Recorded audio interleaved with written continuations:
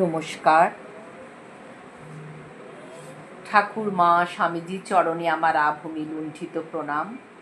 পরম পুরুষ শ্রী শ্রী রামকৃষ্ণ থেকে পাঠ করছি। আগের দিন যা পাঠ করেছি আজ তার পরবর্তী অংশ। মাস্টারের দিকে তাকালেন ঠাকুর। ঈশ্বরের নামগুণকীর্তনে লজ্জা করতে নেই।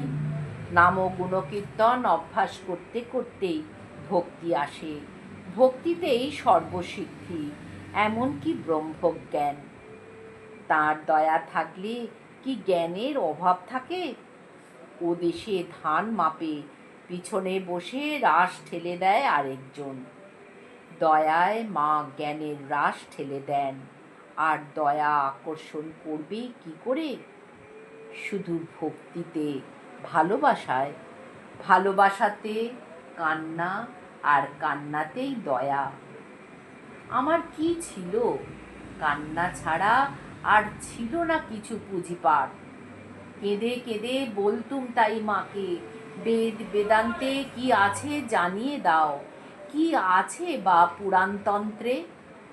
সব জানিয়ে দিলেন, দেখিয়ে দিলেন।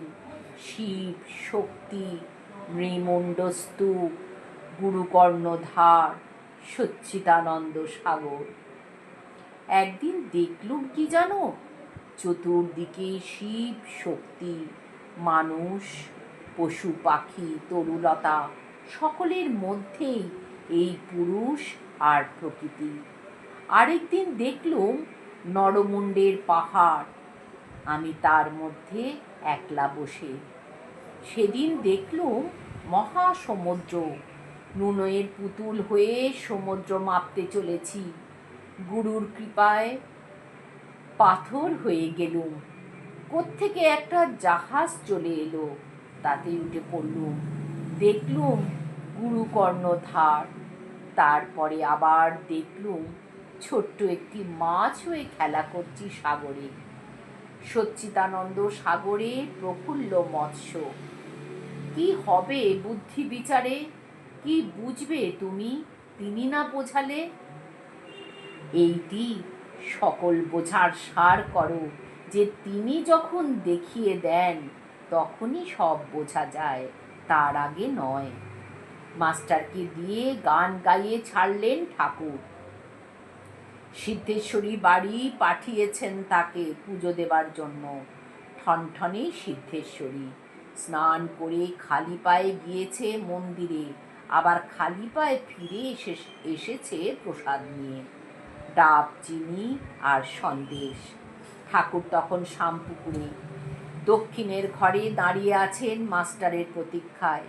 পরনে শুদ্ধ বস্ত্র, কপালে চন্দনের ফোঁটা, পায়ে চটি জুতো খুলে রেখে প্রসাদ ধরলেন ঠাকুর। খানিকটা মুখে দিয়ে বললেন, বেশ প্রসাদ। তারপর চমকে উঠে বললেন, আমার বই এনেছো? এনেছি। রামপ্রসাদ আর কমলাকান্তের গানের বই।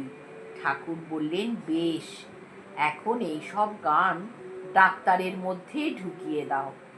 বলতে বলতেই ডাক্তার এসে হাজির। এই যে গো, তোমার জন্যই বই এনেছে, সউল্লাসে বলে উঠলেন ঠাকুর। বই দুখানি হাতে নিলেন ডাক্তার।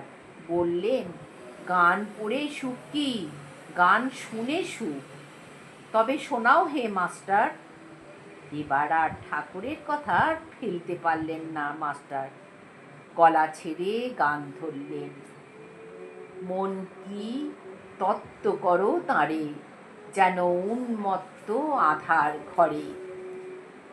সে যে ভাবের ভীত, সে যে ভাবের বিষয়, ভাব ব্যতীত অভাবে কি ধরতে পারে? হলে ভাবের উদয় লয় সে যেমন লোহাকে চুম্বকে ধরে।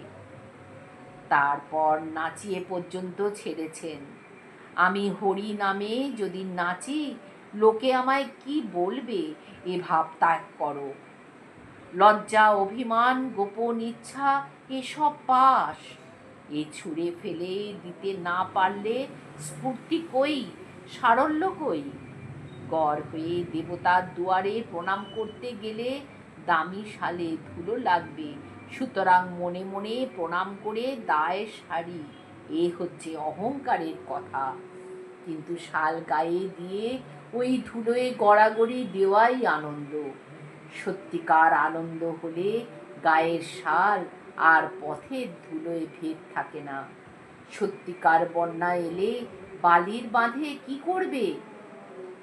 কালীপদ সুধা হ্রদে একবার যদি ডুবতে পারো, সব হিসেব পচে যাবে। পূজা, হোম, জপ, বলি কিছুরই আর ধার ধারতে হবে না। ওং নিরঞ্জনম নিত্যমনন্তরূপম ভক্তানুকম্পাধৃত বিগ্রহম বৈ ঈশাবতারম পরমেশমিদ্যম ত্বং রামকৃষ্ণম শিরসা নমামো। ওম শান্তি শান্তি শান্তি। হরি ওম তৎসৎ। শ্রীরামকৃষ্ণার্পণমস্তু।